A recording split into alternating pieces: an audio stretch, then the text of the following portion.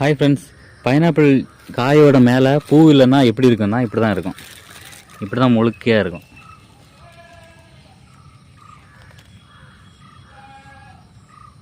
பார்த்தீங்களா, இங்கே மேலே அந்த பூ இல்லாட்டி இப்படி முழுக்கையாகவே இருக்கும்.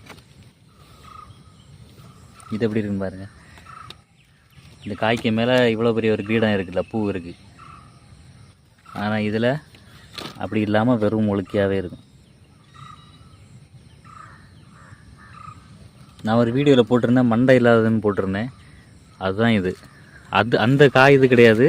அதே இது மாதிரி தான் அதுவும் வரும்.